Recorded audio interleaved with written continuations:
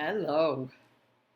This is the third time I'm doing this lesson. It's a good thing I enjoyed this lesson. But my son came last night and checked it out, and I have one broken piece that he's unable to fix, so he showed me another way of doing it so that I could record this. Otherwise, I'd be having to get a new computer. So he is a computer whiz. Uh, well, we've been accentuating genealogies recently because the genealogies are important. And I want you to get to enjoy them as much as I do because of the purpose of the genealogies. The genealogies are to show that there is a coming one, the seed of the woman, who will destroy the serpent. Remember that prophecy where it says that the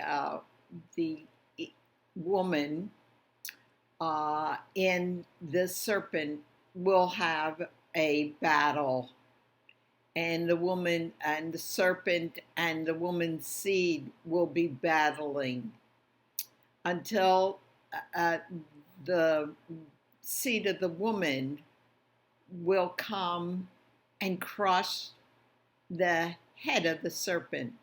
Boom. And until then, the genealogies keep telling us that it's coming. And we keep waiting, don't we? Just like Noah's father, Lamech, was waiting for the one who would give us rest. So every genealogy should remind you that the one is coming who's going to crush the head of the serpent. Now, there's something very interesting that I'm going to show you in our snippet today concerning genealogies. And the first genealogy of the one who's going to come to crush the head of the serpent is found in Genesis 5. It is the genealogy of Adam, and it goes through Seth, not Cain. It goes, or Abel, but it goes through Seth. And so I want you to look at the words because I've printed them exactly as they are in the Greek Bible, both the Old Testament and New Testament. Okay. The first genealogy is found in Genesis 5, and it says this. This, by the way, it's this page. This is the genealogy or generations. You can translate it either way. The generations of Adam. When Adam had lived 130 years, he begat a son, Seth. Seth begat Enosh. Enosh begat Kenan. Kenan begat Mahalalel. Mahalalel begat, well, you can see it keeps on going. And it, of course, the line is going to end up being Jesus Christ. And Matthew ties the beginning, his first chapter, into this stream by beginning his book exactly the same way as the first genealogy. And it says this, the book of the generations or genealogy of, not Adam this time, but Jesus Christ. He's the culmination of the genealogies, and he wants you to see that by quoting the same words that are in Genesis 5's genealogy. So he says the book of the genealogy, just as Genesis 5 says, this is the book of the genealogy of Adam. So this is the book of the generations of Jesus Christ. Abraham begat Isaac, and Isaac begat Jacob, and Jacob begat Judah, and Judah begat Perez. So you can see that he is purposefully linking his story of Jesus Christ to the story that starts the beginning of the Old Testament. He thinks the genealogies are important. Matthew is saying that Jesus is the fulfillment of the messianic seed line begun in Genesis 5. Jesus is the seed of the woman who will crush the head of the serpent. Every potential Messiah figure falls, whether he is Adam or Noah or Abraham or David. They all fall the same way, and they all died just as Adam died. Until we come to Jesus Christ, who, yes, he died, but then he rose again. And in that way, he defeated the seed of the serpent. His heel was merely crushed, just his heel, on the cross. But the resurrection made it so that his head was not crushed. Okay, so then we're on back to Hebrews 11, 17 to 22, this page, and where we took care of Abraham last week, the testing of Abraham when he was asked to offer up Isaac. But this week, it's the story of Isaac. And it says this: by faith, Isaac invoked a future blessing on Jacob and Esau. By faith, Jacob, when dying, blessed each of the sons of Joseph, bowing in worship over the head of the staff. By faith, Joseph, at the end of his life, made mention of the exodus of the Israelites and gave directions concerning his bones. Now, these are three different stories, and I really was going to cover those three stories in 1 week. However, the first story about Jacob it covered a whole hour, so therefore we're going to continue next week on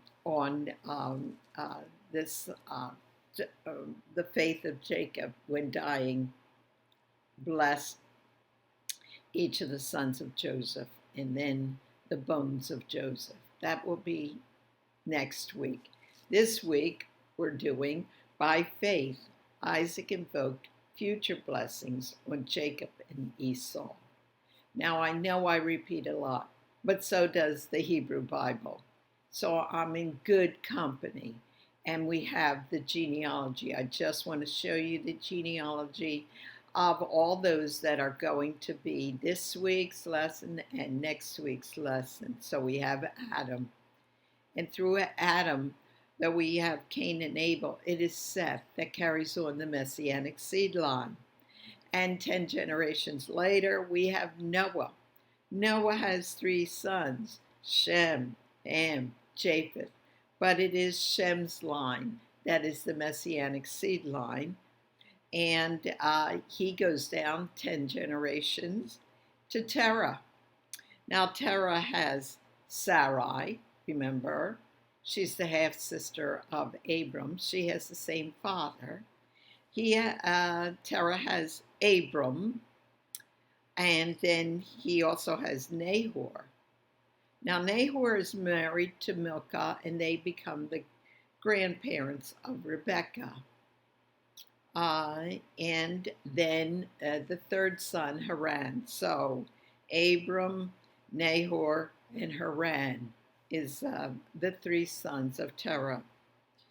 Then from Sarai and Abram, we have Isaac. And from Nahor and Milcah, we have Rebekah. We saw that last week, didn't we? From Isaac and Rebekah, we have Jacob, who has 12 sons. We're only mentioning the two important ones, Judah, who gets the blessing, by the way, and Joseph, who gets the birthright, the inheritance, the double inheritance.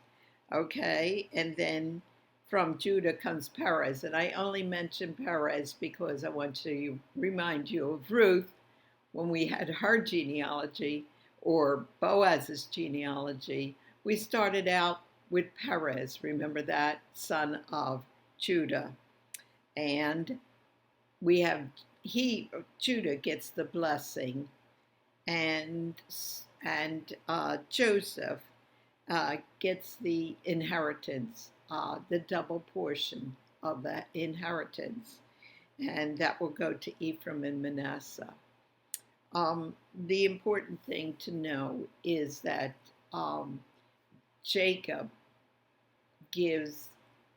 divides the blessing and the inheritance or birthright in two and gives it to two of his sons.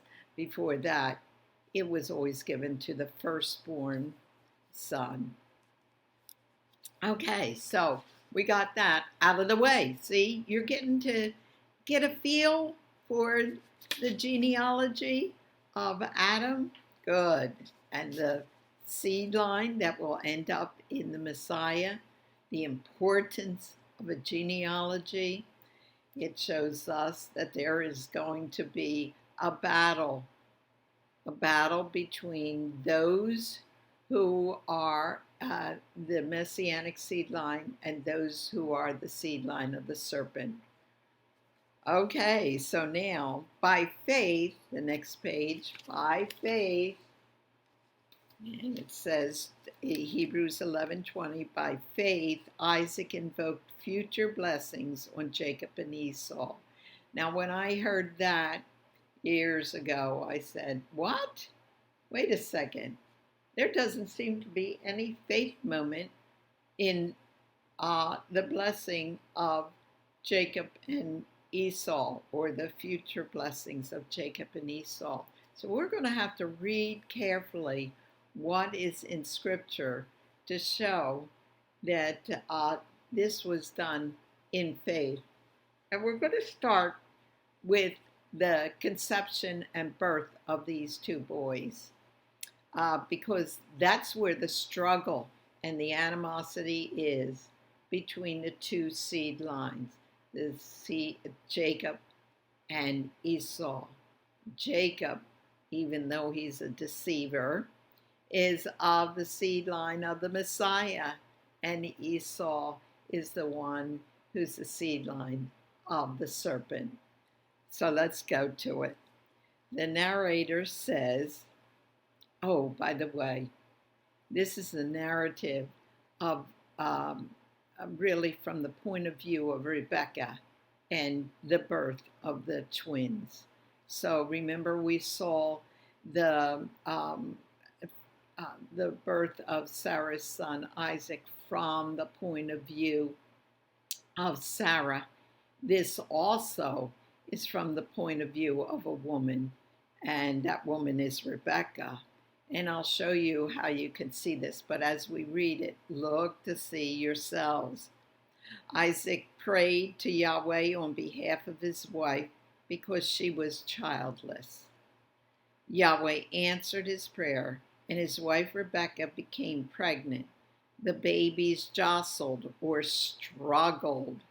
There's a mutual antagonism between the two babies, jostled, struggled each other within her, and she spoke. So Rebekah has a speaking piece. Rebekah, why is this happening to me? And the narrator says, so she went to inquire of the Lord.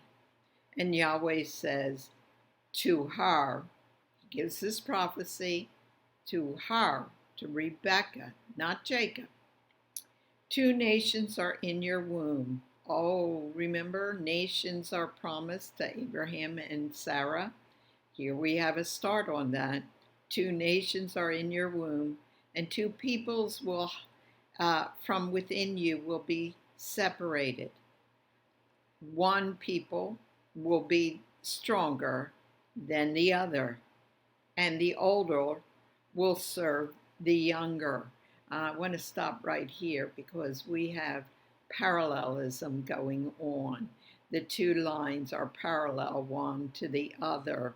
The second line will give a little more information than the first line, but it will be saying the same thing. Watch this. One people, that's Jacob, will be stronger than the other, that's Esau. And the older, that's Esau, will serve the younger, that's Jacob. So we have, did you notice it's the first line starts out with Jacob and ends with Esau, and the second line has Esau first and then Jacob. So there's a reversal. Almost looks like this. We have Jacob. Jacob. Let me do it right for you guys because it's the opposite of me. Jacob and Esau. Then Esau, and Jacob. There's a reversal of names, isn't there? Because there's a reversal of normalcy. The normal end would be that the older one would be stronger. The older brother is always stronger than the other. But in this case, the Jacob, the second born, is stronger than Esau. And then again, and the older Esau will serve the younger. What's normal? It's the younger that serves the older. Right. So a reversal of the names mimics the reversal of what is normal. Okay. The conflict between Jacob and Esau begins in the womb and persists outside the womb. They are battling with each other. When the time came for her to give birth, see, Rebecca speaks. Yahweh gives the prophecy to Rebecca, and now the birth. When the time came for her to give birth, there were twin boys in her womb. The first to come out was red, and his whole body was like a hairy garment, so they named him Red, or Esau. After this, his brother came out with his hand grasping Esau's heel. Oh, here we go. They're still struggling even in birth. So he was named Jacob, or heel grabber. Isaac was 60 years old. Oh my goodness. He was 40 when he got married. Now he's 60 when his sons are born. That means his prayer for a child for Rebecca was a 20-year-long prayer. We forget these things when we are praying, right? That though God seems to be slow in answering our prayer, it is purposeful slowness, and this was purposeful. He was named Jacob. Isaac was 60 years old when Rebekah gave birth to them. The boys grew up, and Esau became a skillful hunter, a man of the open country, while Jacob was content to stay at home among the tents. Isaac, who had a taste for wild game, loved Esau, but Rebekah loved Jacob.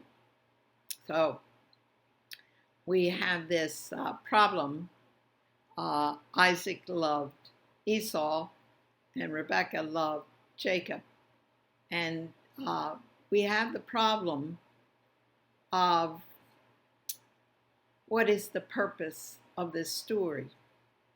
And a lot of pastors, rightly so, think that the story shows what happens when one child is favored above another child with one parent, and the other child is favored by the other parent. And this can wreak havoc. And these pastors would be right. We can learn that lesson from this. But the problem is that's not the purpose of this story. The main purpose of this story is to show that the two seeds will be antagonistic to one another. And that seed is Jacob and Esau, that demonstrates what it said in Genesis 3:15, the battle between the seed line of the woman, Eve, and the seed line of the serpent, because Esau is going to represent the seed line of the serpent, and Jacob will represent the seed line of the Messiah. And that's the main purpose of the story, the seed line. We've been seeing that all the way through. God saves the seed line. He is interested in the seed line, and there's a battle between the two. Did you notice that? So let's go back to this. Isaac loved Esau. Isaac loves. We don't often hear of people in the Bible who love, and we're told he loves. Quite often it says Isaac loved Rebekah when she came on her camel, and she came to Isaac, and when he saw her, it was love at first sight. So it will tell us Isaac loved Rebekah. Isaac loves Esau, and Isaac, in the coming story, will love wild game. He loves each of these, but it never tells us that Isaac loved Jacob. Does it? Never. Okay, so Genesis 25 starts out this way. Once, when Jacob was cooking some stew, Esau came in from the open country, famished, and he spoke to Jacob. Quick, let me have some of that. Now, it says here, red stew, but really what he says is, some of that red. He doesn't even know what it is, and so therefore I want some of that red stuff. And so the Hebrew would say red. I am famished. That is why he was also called Edom, which means red. And if you know your Bible, you will know that Esau is the father of the Edomites. And that's what, they won't be called the Esauites, they'll be called the Edomites, the red ones. And Jacob says, now watch that Jacob is going to dictate the terms here. Today, sell me your birthright. What's the birthright? Well, it's the inheritance. The firstborn would get the double portion, twice what the secondborn would get, or any of the others would get. So his terms are, today, sell me your birthright. And Esau says, look, I'm about to die. What good is the birthright to me? To the extreme. He's not really about to die. A person can live for many days without food, a lot of days. But he's famished, and that's all that's meaningful to him right now. Look, I'm about to die. What good is the birthright to me? And Jacob continues to mark out the terms. Swear to me today. Jacob wants his cash at once. just like Esau wants his food at once. So Esau swore an oath to Jacob, selling his birthright to Jacob. And then watch how the verbs mount up. Jacob gave Esau some bread and some lentil stew. Now watch, Esau's going to do everything. The verbs are quick and multiple. Esau ate, 1, and 2, drank, and 3, got up, and 4, left. So Esau despised his birthright. How did he despise his birthright? By dismissing the value of the birthright in favor of short-term, instant gratification. The birthright was one of 2 things that a father would give his firstborn son. Birthright, the inheritance, the double portion, and the blessing. And we're going to learn next about the blessing. Okay, chapter 27, the stolen blessing. Now, because blessing is so big in the story, we're going to circle bless. And it's repeated over and over again because that's what this story is about, the stealing of the blessing. So the narrator says, when Esau was, and it says Genesis 27 at the top. That's the page we're on. The narrator says, when Esau was 40 years old, he took Judith, the daughter of Beeri the Hittite, to be his wife, and Basemath, the daughter of Elon the Hittite, and they made life bitter for Isaac and Rebekah. This is important that it's placed right here, because we might think that God is just being arbitrary about his choice of Jacob and his non-choice of Esau. But right away, we are told that Esau does the opposite of what he should have done. Remember how careful Abraham was when he chose a wife for Isaac? It was to be a daughter of, or a descendant of Terah, and he sends his servant up to Haran in order to get a wife from Terah's family. And he said, do not give to Isaac a Canaanite. That's not what we are to have in that seed line, a Canaanite from Ham. Now we're only to have those from Terah. And what does Esau do before the blessing? Well, he chooses a wife from the Canaanite land and a Hittite. When Isaac was old and his eyes were so weak that he could no longer see, he called for Esau. And Isaac said, get your quiver and bow and go out to hunt some wild game for me. Prepare me the kind of tasty food that it says like here, but it's the same word that is used of Isaac loving Esau. So it's the tasty food I love, and bring it to me to eat, so that I may give you my blessing before I die.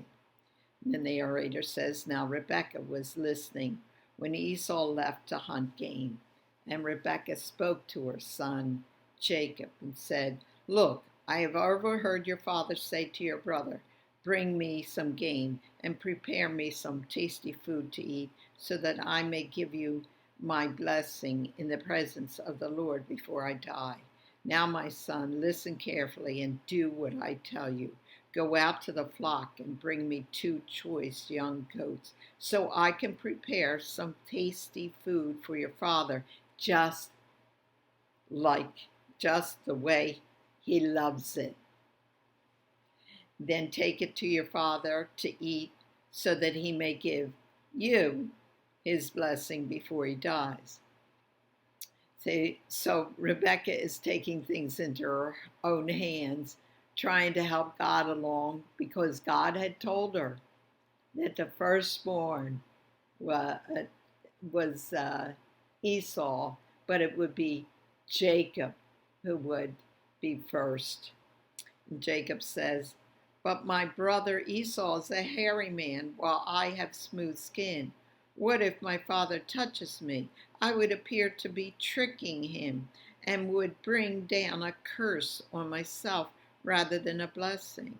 And Rebecca replies, "My son, let the curse fall on me. Just do what I say." And the narrator says, so he brought them to his mother, the calves, and she prepared some tasty food just the way his father loved it. Then Rebekah took the best clothes of Esau, her older son, put them on her younger son. Notice how it's emphasizing the older and the younger. She also covered his hands and his neck with the goat skin. Then she handed to her son Jacob the tasty food she had made. Jacob goes to his father and he says, "My father." "Yes, my son.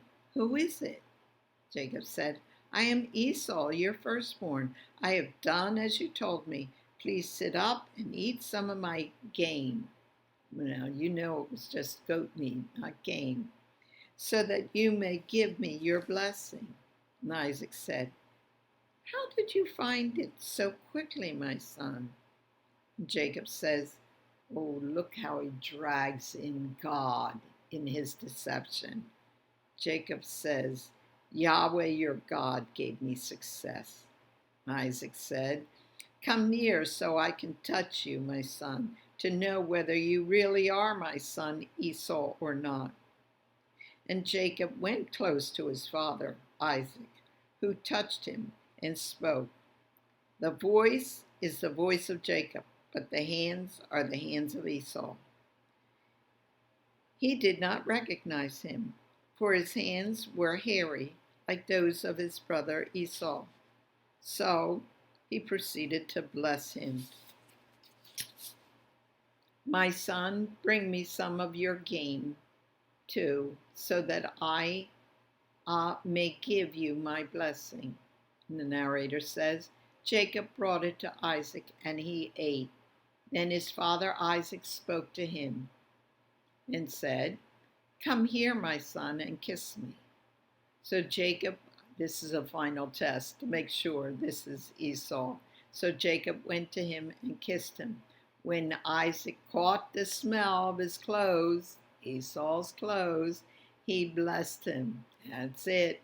And he thought he knew, it was Esau. He blessed him and said, "Ah, the smell of my son. It is like the smell of a field that Yahweh has blessed. May God give you heaven's dew, and earth's richness, and abundance of grain and new wine. May nations serve you, and peoples bow down to you. Be Lord over your brothers, and may the sons of your mother bow down to you. May those who curse you be cursed, and those who bless you be blessed." By ignoring God's will, Jacob performs it. God's ways and his will cannot be thwarted. Now, if there had been no deception, God would have been able to bring about his will in this manner. But there was deception, and God used it to bring about his purpose. God's will not be thwarted. Now, this blessing that's given to Jacob, Isaac wanted it for Esau. More than likely, Isaac knew of the prophecy. His wife would have told him. He knew of the stealing of the birthright, uh, and he disregarded both of those things. He wanted his will, not God's will. His desire overpowered his theology, just like Esau's desire for food overwhelmed his desire for the right things of God, what God wanted. Did you notice this blessing is so much like the one first given to Abraham when in chapter 12, 1-3, it says, "May those who curse you be cursed, and those who bless you be blessed." And that was said to Abraham.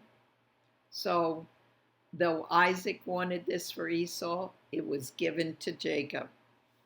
After Isaac finished blessing him, and Jacob had scarcely left his father's presence, his brother Esau came in from hunting. He too prepared some tasty food and brought it to his father. "My father," says Esau, "please eat some of my game so that you may give me your blessing." "Who are you?" says Isaac. "I am your son, your firstborn, Esau." And Isaac said, "Who was it then that hunted game and brought it to me? I ate it just before you came, and I blessed him. And indeed, he will be blessed." Isaac is acknowledging what God brought about uh, was what God wanted. In spite of Isaac's love for Esau, he knew that God had brought it about. And that's why he says, "And indeed he will be blessed." This is the first sign of faith in Isaac, as Hebrews tells us. When Esau heard his father's words, he burst out with loud and bitter cry and spoke to his father. Esau cried, "Bless me too, my father." And Isaac says, "Your brother came deceitfully and took your blessing." And Esau says, "Isn't he rightly named heel grabber, Jacob? This is the second time he has taken advantage of me. He took my birthright." He forgets that he had given the birthright and the promise of the birthright. "And now he has taken my blessing." In that, he's right. "Haven't you reserved any blessing for me?" Isaac answered Esau, "I have made him lord over you." The blessing is as God wanted it. "And have made all his relatives his servants, and I have sustained him with grain and new wine. So what can I possibly do for you, my son?" In other words, he's saying, I have given the blessing to Jacob, and it cannot be revoked.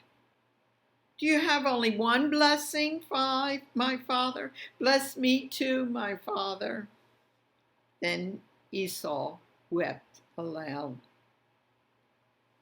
The son who despised his birthright for a good meal is like the father who blesses his son for a good meal. Isaac says to Esau, "Your dwelling will be," oh my goodness, I call this an anti-blessing. "Your dwelling will be away from the earth's riches, away from the dew of heaven above. You will live by the sword, and you will serve your brother. But when you grow restless, you will throw his yoke from off your neck." What an anti-blessing that was given to Esau.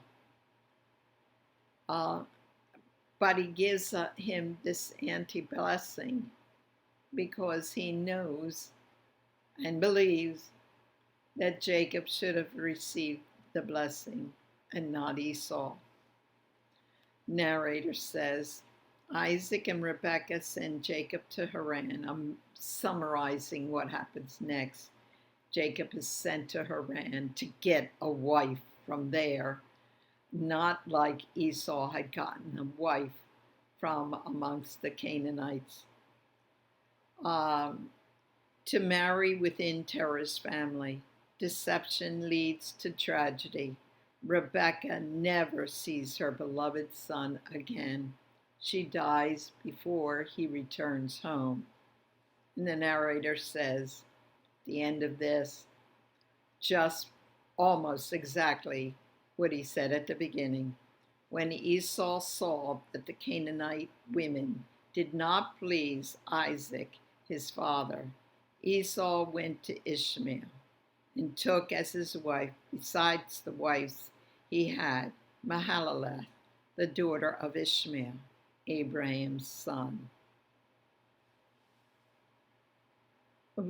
He's still thinking wrongly, isn't he?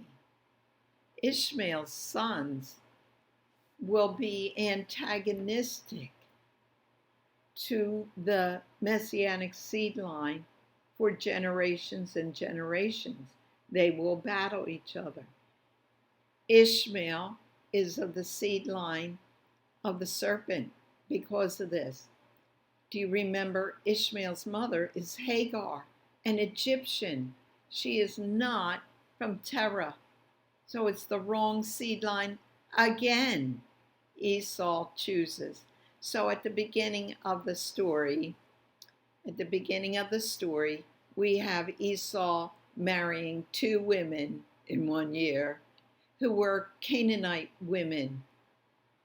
And then at the end of the story, it shows that he chose an Ishmaelite descendant.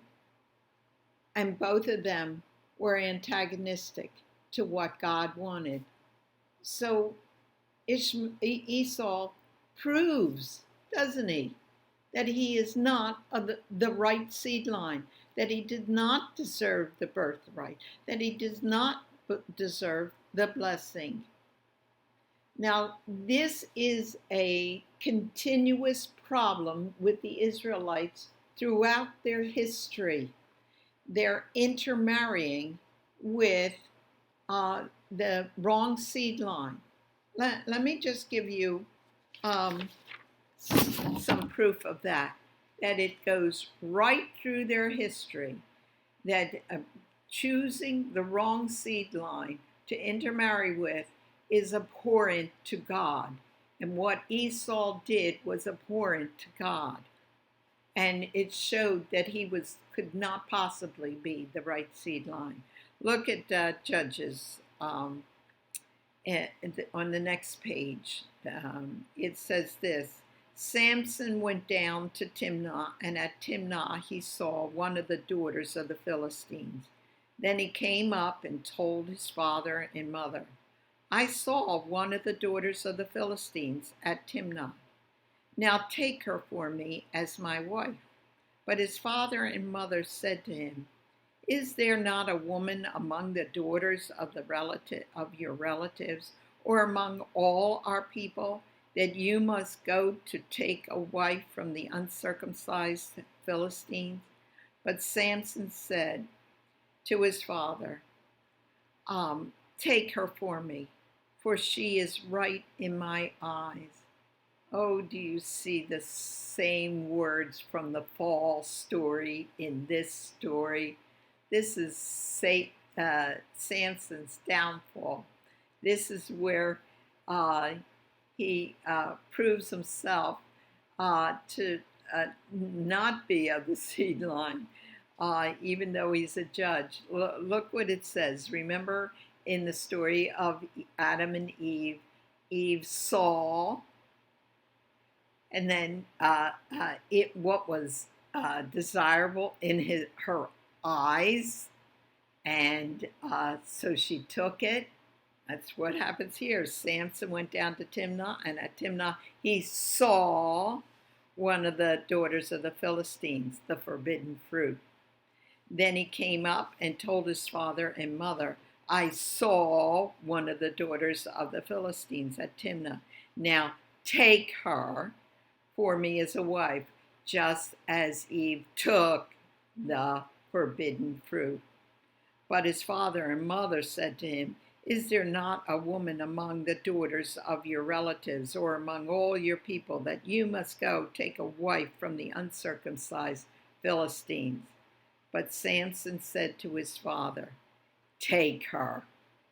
Eve took her for me, for she is right in my eyes. Do you remember it said it was desirable to her eyes, Eve's eyes?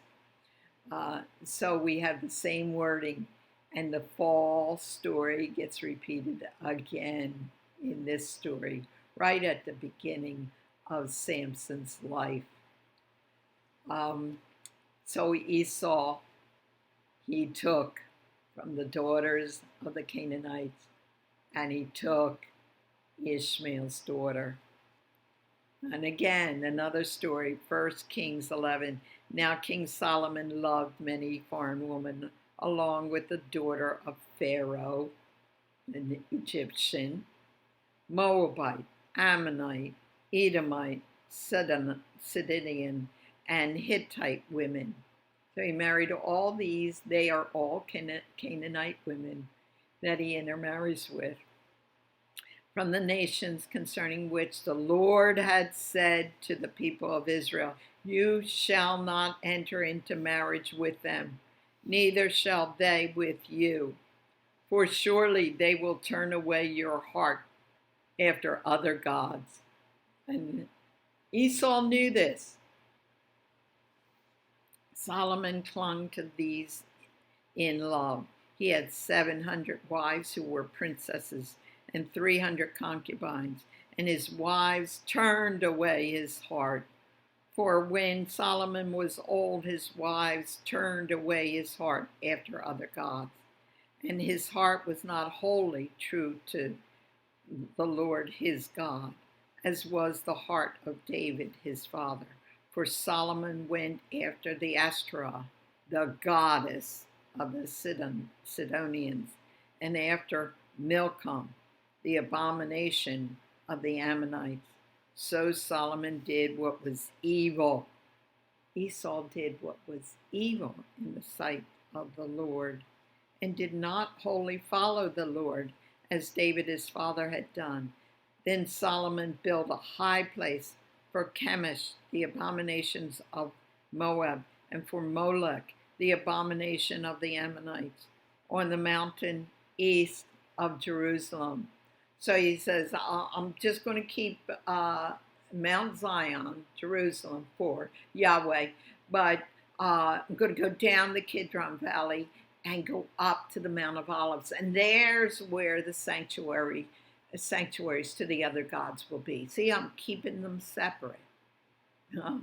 Yeah, right. And right on the Mount of Olives.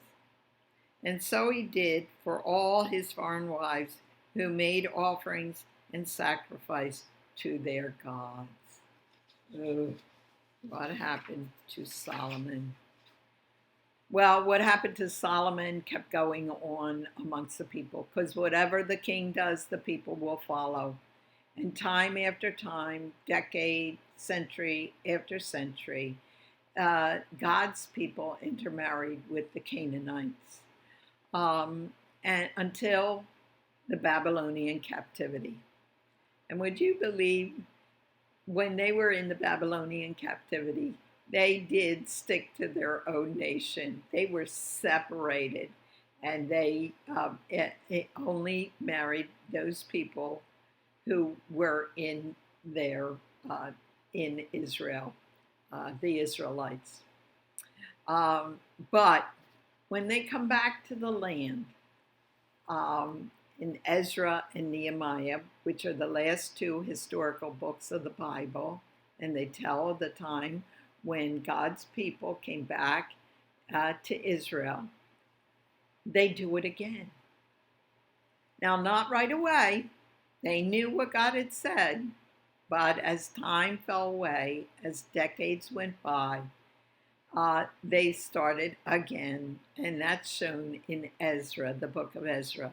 After these things had been done, the officials approached me and said, "The people of Israel and the priests and the Levites, even the priests and the Levites, have not separated themselves from the peoples of the land with their abominations, from the Canaanites, the Hittites, the Perizzites, the Jebusites, the Ammonites, the Moabites, the Egyptians, and the Amorites. They're not staying separate, for they have taken some of their daughters to be wives for themselves and for their sons, so that the holy race," that's God's people, "has mixed itself from the peoples of the land. And in this faithlessness, the hand of the officials and the chief men," the officials, so Levites, priests, the officials, and the chief men have been foremost.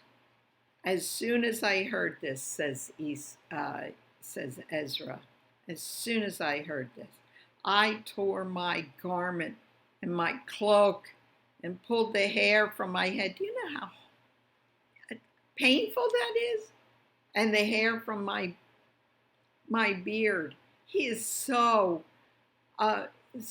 distraught. He's tearing his clothes. Now remember, people kept their clothes for decades until they died because clothing was expensive back then. He tears those expensive clothes.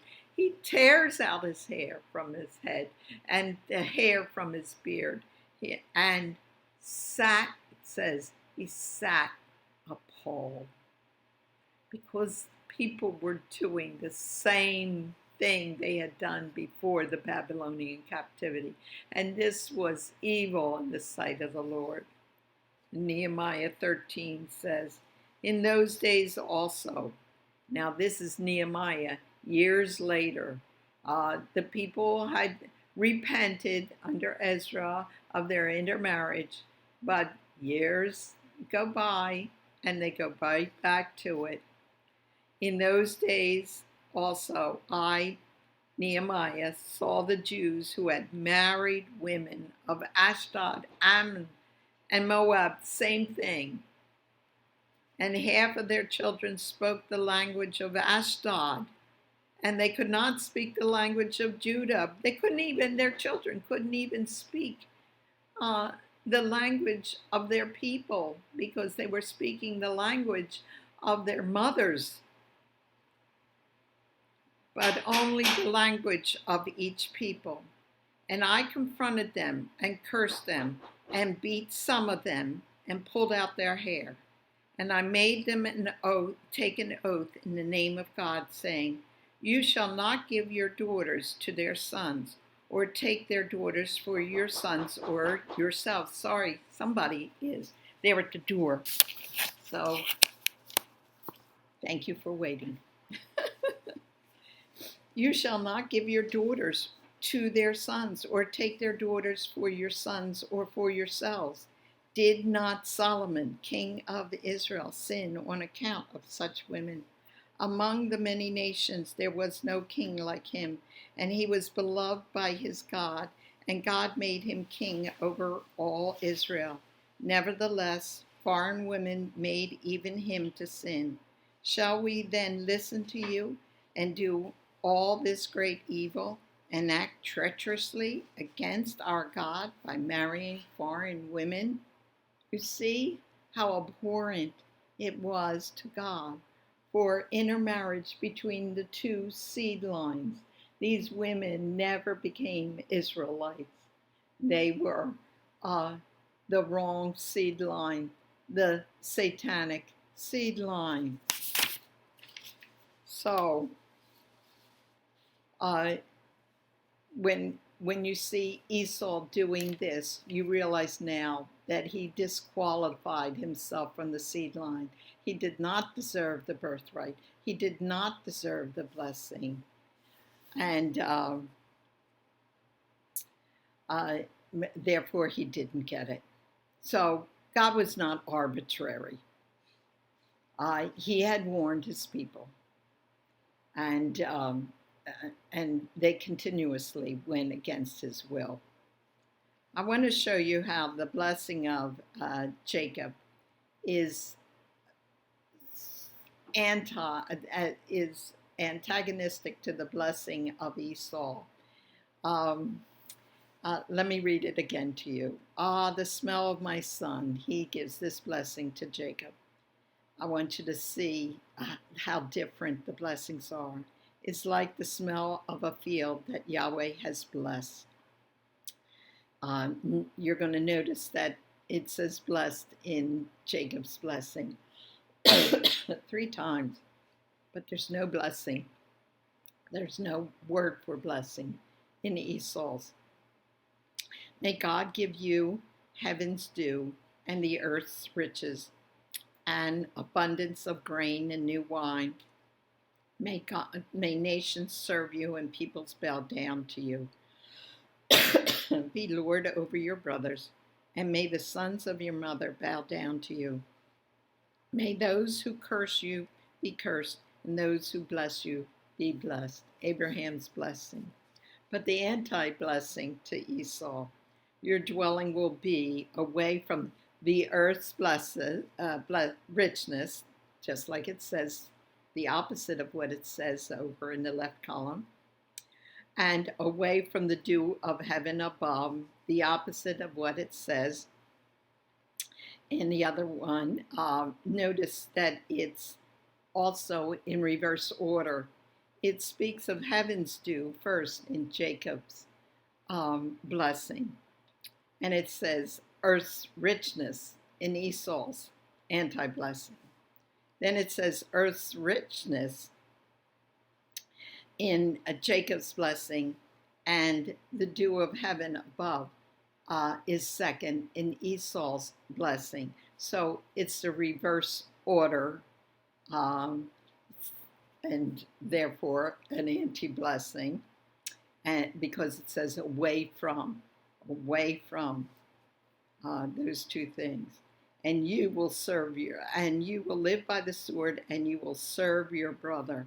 And notice in Jacob's, be Lord over your brothers. But when you grow restless, you will throw his yoke from off your neck. Only Jacob has the word bless in his blessing. Where was Isaac's faith in all this? Well, he had believed that God had guided his hand in blessing Jacob, and he demonstrated this when he said, indeed, he will be blessed. And he gave the anti-blessing to his beloved son, Esau, which proved that he was now following what God wanted him to do. The main purpose of this story really has to do with the continuation of the Messianic seed line, not about loving your children all the same. That's a good lesson. You can get it from this, but that's not the main purpose of this story. It is the clash of the seed lines. That is the message.